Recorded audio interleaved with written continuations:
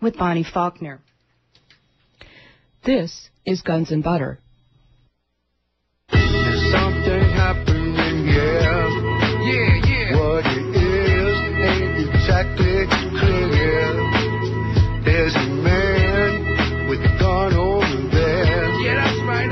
Telling me I've got to beware. Each time we stop. I'm Bonnie Faulkner. Today on Guns and Butter, Keith Harmon Snow. Today's show, Blood Diamonds and Devastation in Congo. Keith Snow is a journalist, a photojournalist, and a human rights and genocide investigator.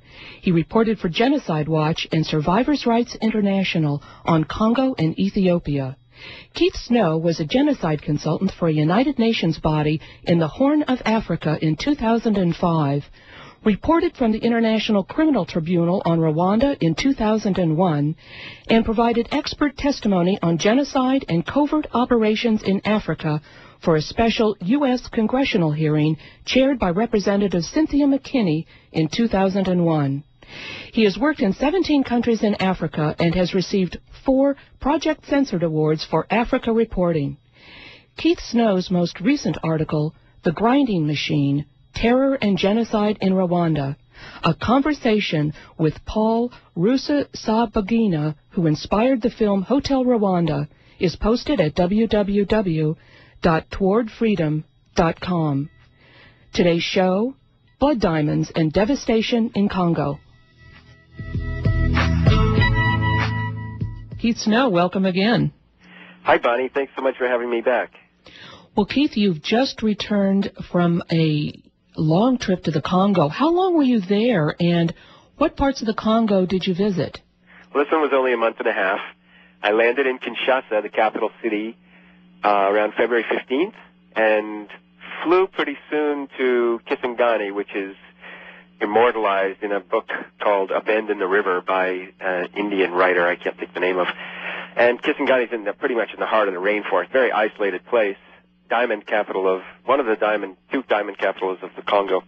And then from Kisangani, traveled down the river, the Congo River, to some plantations that are on the banks of the Congo River or inland, and some logging concessions that are down there. And then flew over to Goma, which is on the border with Rwanda, in North Kivu, to do some work there on the rebel militias. The current situation there is still very bad for the people. The fighting is still very bad. And the mining, meaning the minerals exploitation by Rwanda, Uganda, and other factors, is very important, still going on there. And then flew up to Bunia, which is another center of deep atrocities on the border with Uganda and up closer to Sudan. And Bunia in Ituri province, as I've called it for years now, the bloodiest corner of the world. So we flew up there and did some research on the gold mining companies that my target was the George Herbert Walker Bush gold mining connection to this company called Barrick Gold, which established operations up there in 1996, just as the war broke out, coincidentally. And then after that went back to Kinshasa, where we arrived just after the war on March 22nd, which was a war between the current president and the other person, Jean-Pierre Bemba, a rebel leader who ran for president but didn't win. So they had what you might call a mini-war in Kinshasa, in the capital city, from March 22nd to March 26th, which, along with many of the other things that I'm happy to talk about, pretty much the most important details have not been reported anywhere. So that's a quick overview of the recent trip to Congo. Now, Keith, I understand from reading some of the stuff that you've written that traveling in the Democratic Republic of the Congo is not exactly the easiest thing to do.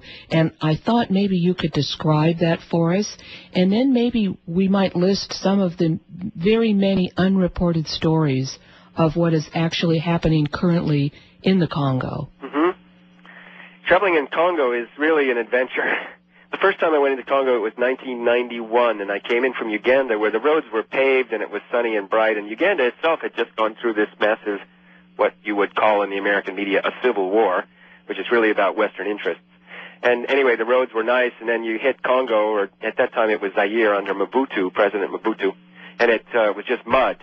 and soldiers and really difficult traveling. But I went on a mountain bike for 3 weeks and circled out back to Uganda, and that was my first visit to Congo. And pretty much since then, since 1991, it's actually been destroyed even worse, further. So traveling in Congo can really be an adventure. We fly in to Kinshasa and pick up working with MONUC, the United Nations Observer Missions to Congo, traveled with MONUC as an accredited journalist, able to fly anywhere in the country where they're working and travel with MONUC to get to some of the places that are very inaccessible. And then from Kisangani, for example, I took local river transport that the local people would use, which is basically dugout canoes, and it was a nightmare. It was an overnight, started at about 6 o'clock in the evening and ended the next day for I think it was about 150 kilometers downriver, and it was ended the next day at about noon, and it was just all night travel on a dugout with a little motor, bunch of dugouts tied together, mosquitoes and people crammed in there like sardines, or people with malaria, people with no food, no money, people with, carrying their goats or their chickens with them sometimes. Really difficult. And then other times used bicycles, the local people's bicycles, and sometimes motorcycles to get around, because some areas have motorcycles, some areas have bicycles, some areas actually have cars, like out in Goma near Rwanda, where there's a huge commerce. So traveling can be an adventure. You don't know what you're going to find around the next corner. And the biggest part about getting around Congo is the institutionalized extortion and racketeering, little fiefdoms controlled by soldiers and police or powerful individuals who have their little cabals of soldiers and police. And you have to have all these documents, and everything has to be in order, or you just won't go anywhere. And with UN, I beat that by having a document from Kinshasa which showed that I'd been working with the government or paid money to get a Ministry of Information document to work as a journalist, and also had credentials with the MONUC, UN Observers Mission, as an accredited journalist. And with those two documents, pretty much soldiers would leave me alone under the current situation. I was, of course, arrested a couple times by militias over the last 3-4 years. And one time the militias really were pretty aggressive about me being there, what I was doing there, and I was even arrested by MONUC twice, the UN Observer Mission. The Moroccan soldiers up in Bunia in Ituri province, Ituri region of Oriental province, arrested me twice for taking pictures of MONUC soldiers, meaning the Moroccan soldiers. And in one case, they actually stripped the film out of my camera.